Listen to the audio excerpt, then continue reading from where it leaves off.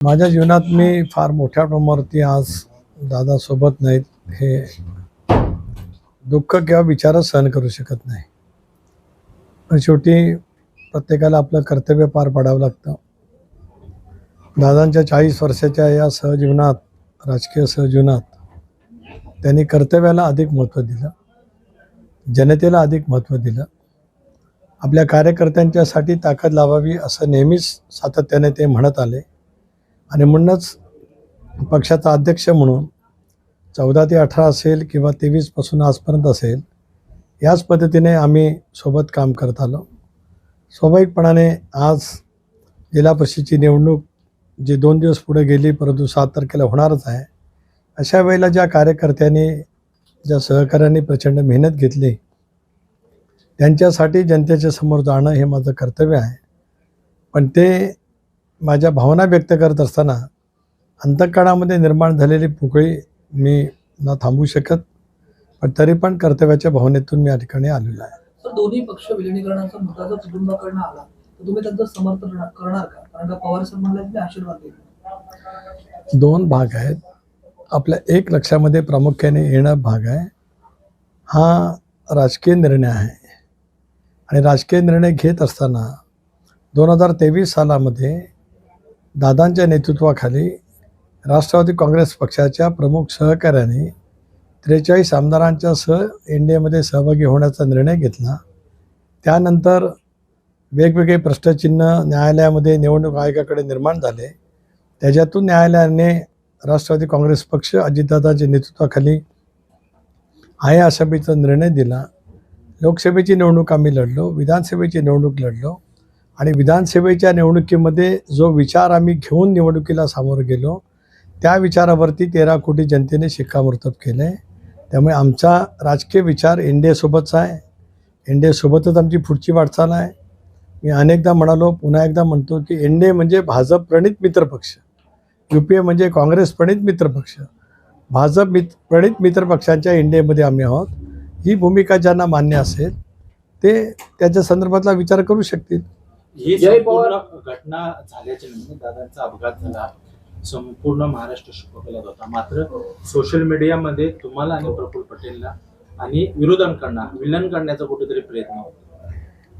एक असं आहे की ज्यांना विलन करायचं मला करायचं होतं, त्यांनी काय कारणासाठी केलं याची मला पूर्णपणाची माहिती आहे. आम्ही तातडीने विधिमंडळ पक्षाची बैठक बोलवत वहिनींची विधिमंडळ पक्ष नेता म्हणून ज्यावेळेला निवड केली, मग दादांच्या अंत्यसंस्कारापूर्वी काही प्रमुख राजकीय नेत्यांनी विलिनीकरणाची चर्चा का सुरू केली याचं उत्तर त्यांच्यापैकी कोणी आम्हाला आजवर देऊ शकलं नाही. जर या गोष्टीसाठी थांबावं असं म्हणू शकतात, पण त्या गोष्टीचं कारण काय होतं की शव तिथे असतानाच अंत्यसंस्कार होण्यापूर्वीच प्रमुख 7-8 प्रमुख नेत्याने त्या बाबतीमध्ये विचार त्या ठिकाणी मांडले. राष्ट्रवादी काँग्रेस पक्ष स्वतंत्र आहे. आम्ही लोकांनी शिक्कामोर्तब केलं आहे. विधानसभेला 41 पैकी जवळपास 35-36पेक्षा जास्त आमदार त्यावेळेला समोरच्यांच्या विरोधामध्ये त्या ठिकाणी निवडून आलेत. आमचा नेता निवडाचा अधिकार आम्हाला आहे आणि नेता निवडून शपथविधी कधी करायचा ते माननीय नेता निवडला पक्षाने, मुख्यमंत्री महोदयांनी अनुमती दिली आणि शपथ झाली. त्याच्यात कोणाला काय शल्य दुःख वावगं वाटलं आहे ते त्यांनी सांगावं. मी दादांच्या परिवाराशी किंवा दादांशी एक त्यांचा सहकारी म्हणून काम करत आलो. उद्याच्या भवितव्यामध्ये सुद्धा त्यांचा सहकारी म्हणून राष्ट्रवादी काँग्रेस पक्षाच्या परिवाराशी सोबत ठेवत उद्याची भवितव्याची वाटचाल त्या ठिकाणी करणार आहे. म्हणून आम्ही केलेलं योग्य की अयोग्य काळाच्या ओघामध्ये निश्चितपणाने जनतेला समोर येईल. ज्या धीरोदात्त पद्धतीने सुनेत्रा वहिनींनी या कठीण प्रसंगामध्ये ही जी काही जबाबदारी स्वीकारलेली आहे, इतिहास कालांपासून अशा अनेक आपण आपल्यासमोर अनेक अशी उदाहरणं आहेत. मला असं वाटतं की अलीकडच्या कालावधीमध्ये जो धीरोदात्तपणा सुनेत्रा वहिनींनी दाखवला त्याच्यातून महाराष्ट्राच्या पुरोगामी विचाराच्या ह्याला बळकटीकरण येईल असं मला विश्वास आहे. पार्थ पवार जय पवार आहेत ते पवार शरद पवारांच्या संपर्कात आहेत. काय? त्याची बैठक देखील आता पार पडली. पार्थ पवार हे शरद पवारांच्या संपर्कात आहेत. त्यांची काही वेळापूर्वी बैठक देखील पार मग त्यात गैर काय आहे? पार्थ पवार त्यांच्या आजोबांना भेटण्यासाठी म्हणजे श्रद्धेय पवार साहेबांना भेटण्यासाठी गेले असतील, जय पवार गेले असतील, तर त्याच्यात गैर वाटण्याचं कारण काय आहे? तुम्हाला तरी काय गैर वाटतं? काय कारण काय त्याच्यात? यात राजकीय संबंध जोडला जाऊ शकतो का? आपण तर्कवितर्क कसेही करा, मला त्यावरची टीका टिप्पणी करायचं नाही. शेवटी या सगळ्या कठीण परिस्थितीमध्ये त्यांचे वडील आज हयात नसल्याच्या नंतर त्या नात्याने साहेबांच्याकडे गेले असतील तर ते योग्यच आहे. शेवटी परिवार कुटुंब या भावना प्रत्येकाकडे आहेतच, त्यामुळे त्याचा राजकारणाशी संबंध जोडणं योग्य असं मला स्वतःला काय वाटत नाही. देवेंद्र फडणवीस आहे ते विलीनीकरणाच्या चर्चेत अजिबात नव्हते आणि त्यांना बोलण्याचा अधिकार देखील नाही असं शरद पवार म्हणाले. एक असं आहे की आदरणीय पवार साहेबांच्या कुठल्याही त्यांनी जे काही मत ज्यावेळी व्यक्त केलं आहे गेल्या 2.5 वर्षामध्ये मी कधी प्रतिक्रिया दिलेली नाही, त्यामुळे याही विषयावरती मी प्रतिक्रिया देणार नाही. पण एक बाब गेले 6 महिने मी महाराष्ट्रामध्ये नेहमीच बोलत आलो की उद्या विलिनीकरण होणार असेल किंवा सोबत पवारसाहेबांची राष्ट्रवादी काँग्रेस पक्ष येणार असेल तर आम्हाला या निर्णयापूर्वी भारतीय जनता पक्षाच्या नेतृत्वाशी चर्चा करावी लागेल. सत्य आहे, कारण 2019मध्ये ज्यावेळेला महाविकास आघाडी स्थापन झाली त्यावेळेला UPAच्या नेत्या सोनियाजी गांधी होत्या. शिवसेनेला सोबत घेण्यासाठी सोनिया गांधींची परवानगी घ्यावीच लागली. ज्यावेळेला एखादा मुख्य पक्ष आघाडीचं नेतृत्व करत असतो, त्या आघाडीमध्ये एखादा नवीन विचार ज्यावेळेला येत असतो त्यावेळेला मुख्य पक्षाच्या नेतृत्वाशी चर्चा करावी लागत असते. त्यामुळे देवेंद्रजी असतील, अमितभाई असतील, माननीय पंतप्रधान महोदय असतील, यांच्याशी चर्चा करणं अभिप्रेत आहेच, त्याशिवाय होतच नाही. 2023ला का पक्षामध्ये वेगळा विचार आला? तर 14 असेल, 17 असेल, 19 असेल, अनेक वेळेला पक्षामध्ये चर्चा झाली होती की भारतीय जनता पक्षाबरोबर जावं. 22मध्ये झाली होती, 23मध्ये झाली. मग जर का आम्ही NDAमध्ये विचारपूर्वक सामील झालो असू तर मग त्यावेळेला आम्ही सरकारमध्ये सहभागी होताना देवेंद्रजी महत्त्वाचा घटक होते. स्वाभाविकपणाने देवेंद्रचा संबंध या प्रक्रियेमध्ये मोठा राहील, कारण ते महाराष्ट्राचे मुख्यमंत्री आहेत.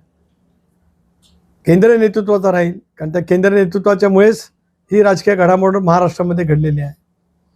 साहेब, या संपूर्ण घटनेवर काही पक्षातील लोकांचा संशय व्यक्त केला जातो, हे कदाचित हा घातपात असू शकतो. मी पहिल्या दिवसापासून माननीय मुख्यमंत्री महोदयांनी आणि देशाच्या सिव्हिल एव्हिएशन मिनिस्ट्रीने चौकशी करावी अशी भावना व्यक्त केली. माननीय मुख्यमंत्र्यांनी सुद्धा केंद्रीय मंत्र्यांना पत्र देत सखोल चौकशी करावी असं स्पष्ट सांगितलं. त्या खात्याचे मंत्री राम नायडू आहेत, ते असतील, मुरलीधर मोहोळ असतील, यांनी सुद्धा जाहीर केलं आहे. त्याच्यामुळे ब्लॅक बॉक्ससुद्धा मिळालेला आहे. याच्यातील सत्य लवकरात लवकर केवळ महाराष्ट्राचे नव्हे तर देशाच्या जनतेसमोर आणावं अशी राष्ट्रवादी काँग्रेस पक्षाची ठामपणाची आग्रही मागणी आहे. लाडकी बहीण योजनेला अजितदादांचं नाव देण्यावर मुख्यमंत्री म्हणाले की सर्वांशी बोलून हा निर्णय घेऊ. तो निर्णय घेतला तर आम्हाला सर्वांना समाधान वाटेल.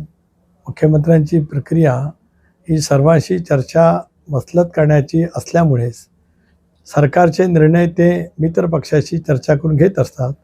एका मित्रपक्षाने भावना व्यक्त केली असेल तर इतर मित्रपक्ष आणि यांच्याशी ते समन्वय करणं याच पद्धतीने देवेंद्रजी त्या ठिकाणी काम करतात.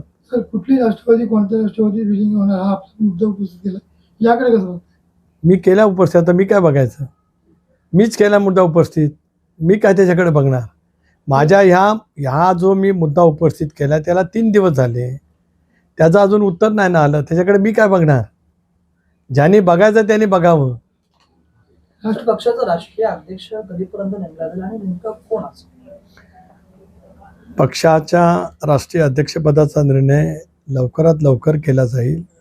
एक घटनात्मक पक्ष म्हणून आम्ही आज भारतीय निवडणूक आयोगाने मान्यता दिलेली आहे. जनतेच्या मनात, आमदारांच्या मनात, राष्ट्रवादी काँग्रेस पक्षाच्या पदाधिकाऱ्यांच्या मनात जे आहे तोच निर्णय राष्ट्रवादी काँग्रेस पक्ष राष्ट्रीय अध्यक्षपदाच्या होतेमध्ये ठामपणाने त्या ठिकाणी करेल.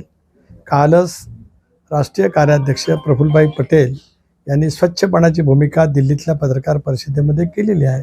त्यामुळे तो निर्णय योग्य वेळी लवकरात लवकर निश्चितपणाने होईल. साहेब 22 तासांपासून मुंबई पुणे एक्सप्रेस हायवेवर वाहतूक कोंडी आहे आणि ही वाहतूक कोंडी अजूनही सुटलेली नाही आहे. प्रशासन कुठेतरी अपयशी झालेलं दिसतं. नाही, एक खरं आहे की तिथे गॅस टँकर पलटी झाल्यामुळेच, कारण ज्या वेळेला 1000 लिटर गॅस हा ज्या वेळेला बाहेर असतो त्याच्यामुळे अनेक गोष्टीची संभावना असते. अशा वेळेला जनतेची सुरक्षितता ही महत्त्वाची असते. वाहतुकी कोंडी हा महत्त्वाचा भाग आहेच, पण त्या सगळ्या परिसरामध्ये जनतेच्या जीविताला त्या संबंध जो गॅस आहे त्याच्यातून कुठे धोका होऊ नये याची खबरदारी सरकार घेत असेल आणि त्याच्यामुळे कदाचित ते झालं असेल.